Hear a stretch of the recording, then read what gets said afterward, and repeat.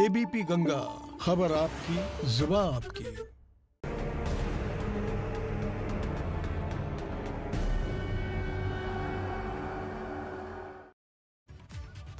और अब बात करते हैं जहरीले कांड का जिम्मेदार कौन। जी हां, दरअसल प्रयागराज के फूलपुर में बने इफ्को के प्लांट में बड़ा हादसा हो गया।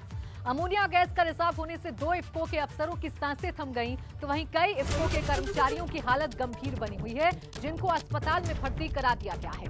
जिस वक्त ये हादसा हुआ उस वक्त प्लांट में 100 से ज्यादा कर्मचारी थे, तो वहीं कई अधिकारी भी प्लांट में मौजूद थे। इस हादसे में कर्मचारियों की सांसें घुटने लगीं और देखते ही देखते प्लांट में मातम पसर गया, जिसने एक बार फिर से भोपाल गैस त्रासदी की यादें ताजा कर दी।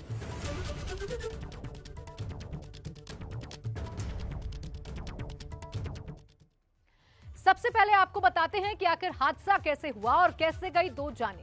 दरअसल फूलपुर में बने इफ्को के प्लांट में 2 शिफ्ट में काम होता है। ऐसे में दूसरी शिफ्ट के कर्मचारी अपने अपने काम में लगे हुए थे। अचानक मंगलवार की रात 11:30 बजे कर्मचारियों की सांसें घुटने लगी। देखते ही देखते अधिकारी भी इसकी जद में आ गए। थोड़ी देर में पता चला कि प्लांट में अमोनिया का रिसाव हो रहा है। अधिकारी और कर्मचारी मदद के लिए इधर उधर भागने लगे, लेकिन अमोनिया का रिसाव इतनी तेजी से हुआ कि देखते ही देखते 2 अधिकारियों की मौत हो गई। इस हादसे में मरने वाले दोनों अधिकारी इफ्को में असिस्टेंट मैनेजर और डिप्टी मैनेजर थे। असिस्टेंट मैनेजर वीपी सिंह और डिप्टी मैनेजर अभिनंदन की मौत हो गई, तो वहीं अमोनिया गैस के रिसाव की वजह से इफ्को के 2 दर्जन के करीब कर्मचारी बेसुध होकर प्लांट में ही गिर गए। आनंद फानन में सभी पीड़ित कर्मचारियों को अस्पताल में भर्ती करवाया गया है, जहां 14 कर्मचारियों की हालत गंभीर बनी हुई है। अमोनिया गैस के रिसाव पर काबू पाने के लिए कड़ी मशक्कत करनी पड़ी, जिसके बाद साफ हो पाया कि प्लांट में लगे कलेंसर रॉड फटने से अमोनिया गैस का रिसाव होने लगा और देखते ही देखते 2 अधिकारियों की मौत हो गई, तो वहीं 2 दर्जन से ज्यादा कर्मचारी अस्पताल में जिंदगी और मौत से जूझ रहे हैं। और आइए अब आपको सुनवाते हैं कि आखिर कैसे हुआ हादसा, पीड़ितों की जुबानी। मैं अपनी कार से जा रहा था प्लांट के अंदर और अपने ऑफिस में, रास्ते में ही हमें जो है क्लाउड दिखा अमोनिया का। तो मैंने ये समझा कि ये फॉग है, तो मैंने लेफ़्ट से टर्न कर दिया। फिर उधर भी वही था।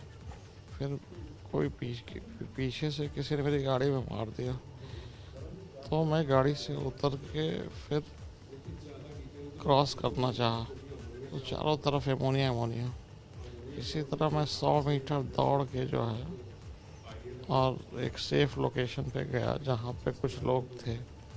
फिर उन लोगों ने एम्बुलेंस से यहाँ हॉस्पिटल ले आया। देखिए, कंट्रोल रूम में हम लोग ट्रैप हो गए थे, अमोनिया थी, तो फायर डिपार्टमेंट आ गया था।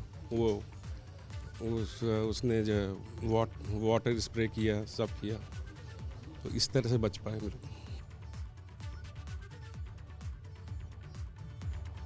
इसके साथ ही इफ्को के जो अधिकारी मौके पर पहुंचे, उनका क्या कुछ कहना है, ये भी आप सुनिए।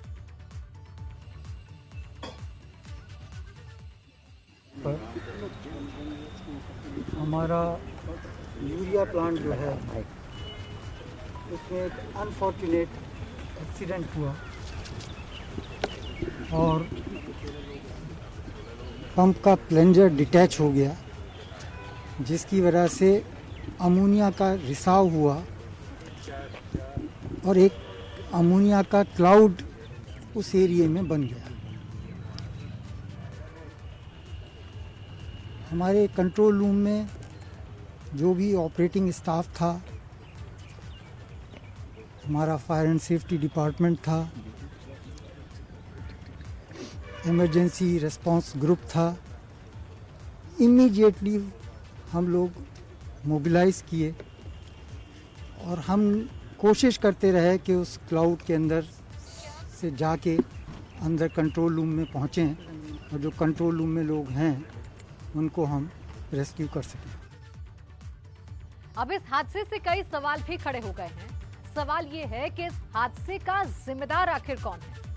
सवाल ये भी कि 2 साल में 5 बार ये रिसाव हुआ, तो क्या अधिकारी अभी तक सोए हुए थे, किसी बड़े हादसे का इंतजार कर रहे थे। सवाल ये भी कि अधिकारियों ने हादसे से सबक क्यों नहीं लिया। विकट परिस्थिति में बचाव के साधन क्या हैं? कंपनी के अंदर सवाल ये भी है और सवाल ये भी है कि इफ्को की मेंटेनेंस टीम आखिरकार उस वक्त कहां थी। सवाल ये भी खड़ा हो रहा है कि मेंटेनेंस टीम की तरह से लापरवाही हुई है। सवाल ये भी है कि मेंटेनेंस के बाद अधिकारियों ने निरीक्षण किया या नहीं। सवाल ये भी कि तकनीकी समस्या पर एक्शन क्यों नहीं लिया गया, और सबसे बड़ा सवाल तो यही है कि क्या किसी बड़े हादसे का इंतजार किया जा रहा था, जो 5 बार रिसाव होने के बाद भी सुरक्षा के लिए कदम नहीं उठाए गए, जिसका नतीजा ये कि 2 अधिकारियों की मौत हो गई, जबकि 2 दर्जन से ज्यादा ऐसे कर्मचारी हैं जिनकी तबीयत खराब है।